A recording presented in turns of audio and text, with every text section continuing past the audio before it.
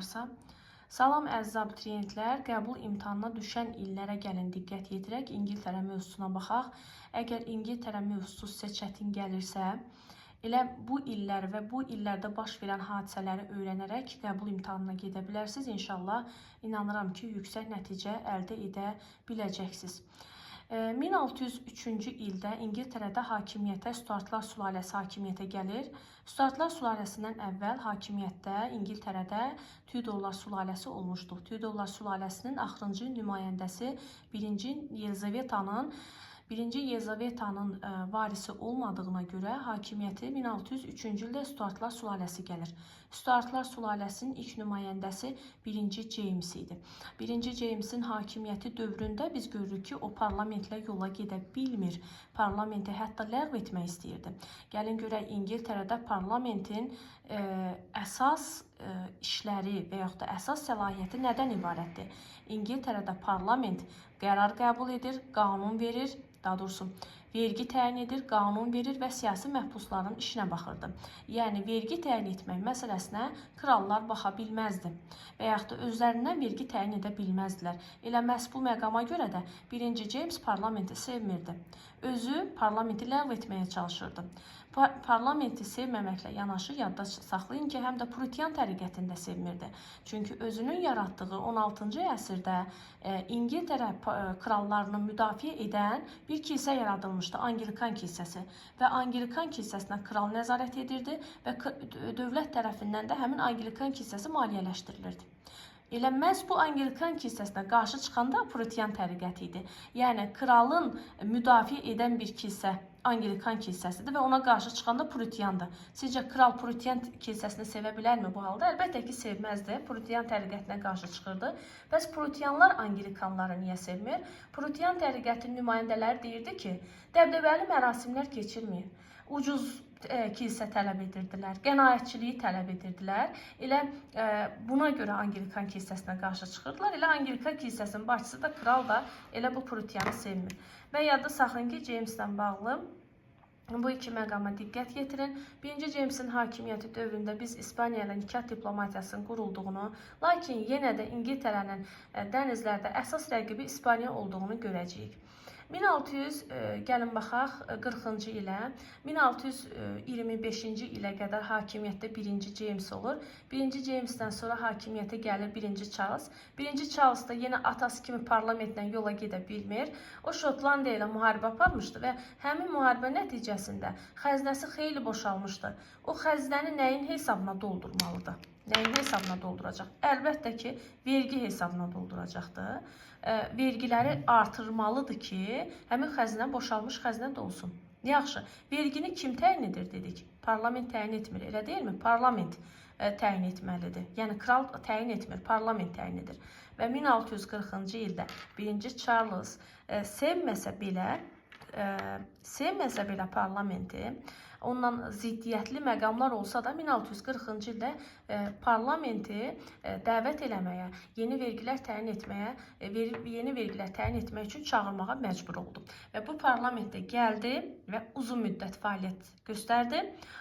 Hansı ki, həmin parlament 1640-dan 1653-cü ilə qədər fəaliyyət göstərib və həmin dövrü biz uzun müddətli parlament dövrü adlandırırıq. 1640-cı ildə, baxın, uzun müddətli parlamentin fəaliyyətə başlaması ilə İngiltərədə burjua inqilabı başlayır və parlament gələn kimi elə islahatlar keçirir. İslahatlar keçir və bu islahatlar kralı qıcıqlandırır. Gəlin görək, onu qıcıqlandıran islahat nə idi? İslahatda nəzərdə tutulurdu ki, siyasi məhbuslar azad edilsin və qəbul edilən qərarlara əsasən, qanunlara əsasən kral parlamenti 3 ildən bir çağırsın. Əlbəttə ki, bu qəbul edilən islahatdan, keçirilən islahatdan 1. Charles qəzəblənir və parlamentin deməli, əsas hissəsi olan, yəni parlamentin tərkib hissəsi olan deputatların həbs edilməsi haqqında qərar qəbul edir. Parlament, kral belə bir qərar qəbul edir. Gəlin bizə maraqlıdır, xalq hansı cəbhədədir? Xalq kral tərəfindədir, yoxsa parlament tərəfindədir? Xalq parlament tərəfindədir. Niyə parlament tərəfindədir? Gəlin baxaq. Çünki parlament xalqın istəklərini dilə gətirirdi. Yəni kral isə vergini artırmaq istəyirdi. Vergini artırmaq istəyən bir kralı xalq sevərmi? Zülm görən bir xalq kralı sevərmi? Əlbəttə ki, sevməzdi və əlbəttə ki, xalq çətin vəziyyətdə idi, yaxşı yaşamırdı və verginin də artırılmasını istəmirdi. Əgər verginin artırılmasını istəmirsə, onu müdafiə edən parlament tərəfindən çıxış etməli deyilmi? Bəli, xalq parlament tərəfindən çıxış etdi və həmin hansı ki, bayaq dedik ki, kral qərar vermişdi ki, deputatlar həbs edilsin və xalqın köməkliyi ilə deyir, parlamentin deputatları həbs edilmir. Və bu ziddiyyətlər nəyə çevriləcək? Vətəndaş müharibəsinə. 1642-1646-cı ildə İngiltərədə birinci vətəndaş müharibəsi baş verəcəkdir. Birinci vətəndaş müharibəsi 42-46, ikinci vətəndaş müharibəsi də 1648-ci ili əhatə edir. Hər iki vətəndaş müharibəsinin nəticəsində parlament qalib gəlir. Parlamentdə ordu quruculuğunu həyata keçirmişdi Oliver Cromwell. Oliver Cromwell o qədər güclü, qüdrətli bir ordu yaratdı ki, hansı ki bu ordunun da əsas hissəsi kimlərdən ibarətdir? Xalqdan, xalqın nümayəndəsi olan kəndlərdən və sənətkarlardan ibarət idi.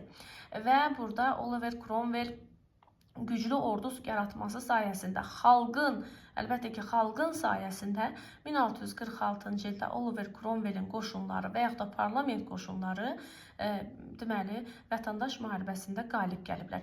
Vətəndaş müharibəsinin əsas, belə deyək, önəmli döyüşü 1645-ci ilin Neyzbi döyüşüdür. Bu da qəbula çox düşən illərdən biri olub. 1645-də Neyzbi döyüşündə parlament qoşunun qalib gəlməsi ilə vətəndaş müharibəsinin taleyi həll edilir və 1646-cı ildə kral qaçıb gedir Şotlandiyaya və Şotlandiyada kralı pulla parlamentə satır.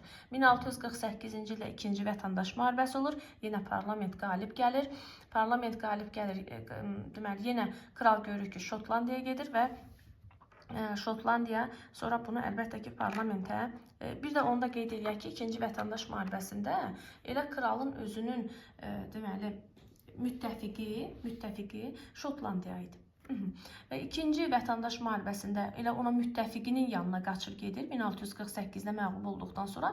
Sonradan Şotlandiya parlamentə kralı satır və 1649-cu ildə verilən xalqın tələbi ilə 1649-cu ildə ölkədə kral hakimiyyəti ləğv edilir, Lordlar Palatası ləğv edilir və İngiltərə Respublika elan edilir. Ali qanunverici hakimiyyət parlamentə məxsus olur. Bizi yenə də maraqlandıran bir məqam var. Yaxşı, xalq parlamenti müdafiə etdi. Həqiqətən də xalqa istədiyi verildimi? Xalq razı salındımı? Xeyr, xalq yenə də razı qalmadı.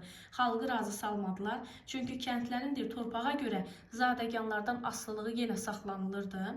Və ən əsas məqamlardan biri də burada deyir ki, torpaq kəndlinin mülkiyyətinə çevrilmədi. Yəni, torpaq məsələsi burjuaziya və yeni zadəganların xeyrinə həll edildi və çəpərləmələrə də rəsmi şəkildə icazə verildi. Yəni, xalq öz istəyinə çata bilmir. Yəni, xalq öz istəyinə çata bilməsə də, gəlin baxaq parlamentin fəaliyyətinə. Hansı ki, parlamentin fəaliyyəti dövründə İngiltərədə, daxildə, xaricdə, xarici siyasətində nə kimi yeni dəyişikliklər oldu? Gəlin, ilk öncə onun daxili siyasətindən danışaq. Deyirik ki, daxili siyasətdə iqtisadi tədbirlər həyata keçirdi və ipəkdir, yun parçanın gətirilməsi yalnız İngiltərə gəmilərində və yaxud da gətirilməli idi. Və biz deyirik ki, bu qanun yönəlibdir Hollandiyaya qarşı, yəni Hollandiyanı bir növ çöktürmək istəyirdi iqtisadi baxımdan və yun parçaların gətirilməsidir, ipək parçanın gətirilməsi ölkəyə qadağan oldu, ancaq İngiltərə gəmisində gətirilməli idi.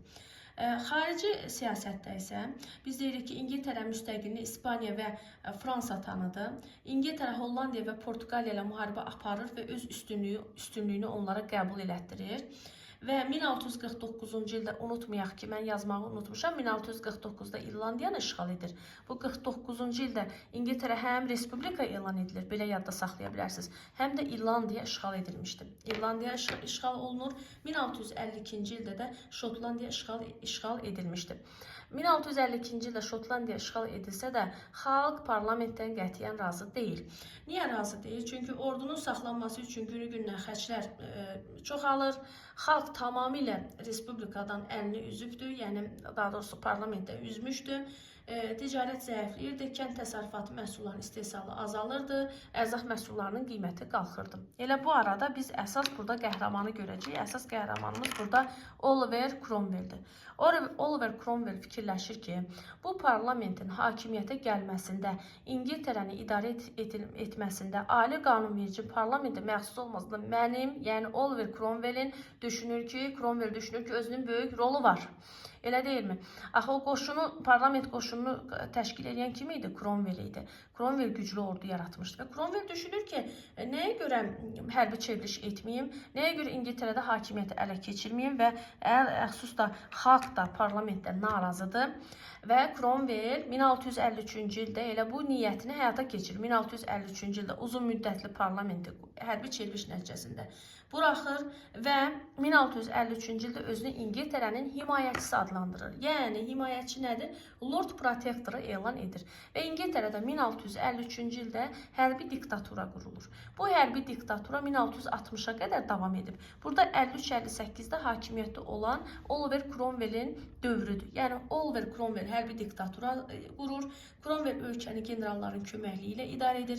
Ən kiçik narazılığı belə deyək, amansızlıqla yatırırdı. Bəli, nəzərdə tutduqlarımız bunlardır. İndi gəlirik 1660-cı ilə. 1658-ci ildə Oliver Cromwell vəfat etdikdən sonra burada əslində artıq Richard'ın dövrü verilmir.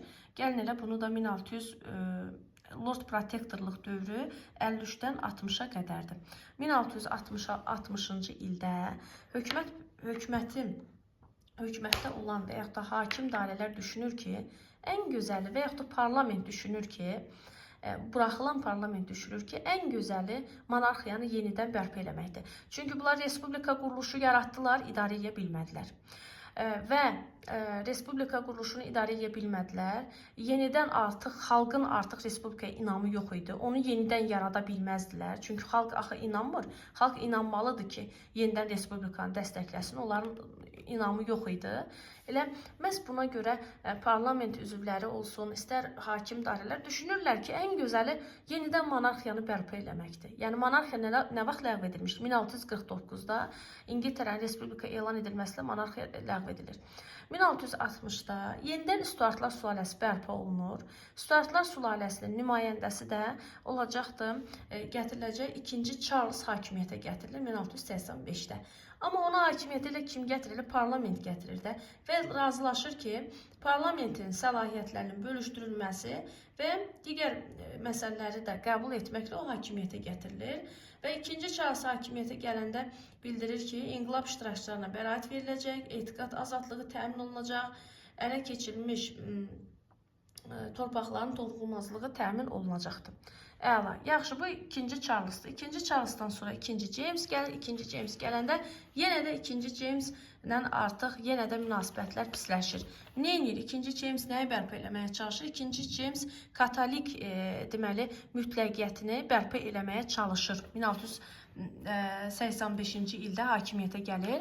O 1685-də katolik mütləqiyyətini bərpa eləməyə çalışır. Onu təkləyirlər. Çünki heç bir nə hakim dairələr katolik mütləqiyyətin bərpa olunmasını istəmirdilər, nə də ki, kəndli katolik mütləqiyyətin deməli bərpasını və yaxud da katolik mütləqiyyətin yaradılmasını istəmirdilər. Niyə istəmirdi? Əhali ona görə istəmir ki, birdən dini təqiblər və yaxud da dini müharibə baş verə bilərdi. Xalq buna görə istəmirdi.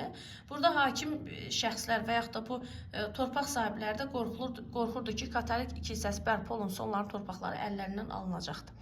Və 1688-ci ildə parlamentdə qorxur ki, və yaxud da parlament arasında yenə bunun arasında, yəni bu James arasında baş verən münaqişə parlamenti qorxudur ki, yenidən birdən vətəndaş müharibəsi alovlanar. Vətəndaş müharibəsi baş verir. Ona görə 2-ci James'in deməli kürəkənini Hollandiyalı Oranlı Wilhelmi İngiltərəyə dəvət edirlər. Və 1688-ci ildə Oranlı Wilhelmin hakimiyyətə gəlməsi İngiltərədə şanlı inqilab adlanır. Şanlı inqilab nə deməkdir? Şanlı inqilab nəyə görə inqilabdır? Yəni bu böyük bir dəyişiklikdir. Elə düşünün ki, bu bir taxtdır. Bu taxtda biz İngiltərədə həmişə kralı görmüşük. Artıq İngiltərənin yeni kralı olan Oranlı Wilhelm razılaşır ki, bu taxta 2 nəfər otursun və yaxud da bu taxtı əlavə bir şəxslə və yaxud da şəxslərlə bölüşsün. Bu taxtda elə düşünün ki, artıq həm kral var, həm də parlament var. Həm kral var, həm parlament. Kralın hakimiyyəti nə cürdür? İdarə etmə sistemi monarxiya əsaslanır, elə deyil? Monarxiyadır. Monarxiya. Yəni ölkə parlamentli monarxiya. 1689-cu ildə ölkə 1689-da nəyə çevrilir? Parlamentli monarxiya çevrilir. Və 1689-cu ildə də hüquqlar haqqında bil qəbul olunur. Hüquqlar haqqında bildə artıq kralla parlament razılaşır. Baxın, taxtı 2 hissəyə bölünür. Bir hissədə kral var, bir hissədə parlament var. Ölkə parlamentli monarxiya çevrilir. Hüquqlar haqqında bildə parlament qanunlar qəbul etmək, vergi təyin etmək, toplamaq hüququ verilir. Kral yalnız parlamentin razılığı ilə ordudan istifadə edə bilərdi. Kral qanunlara veto qoymaq hüququnu itirir və parlamentli monarxiya idarə etmə forması 1689-da bərqərar olunur və ölkə parlamentli monarxiya çevrildi. Bu qədər.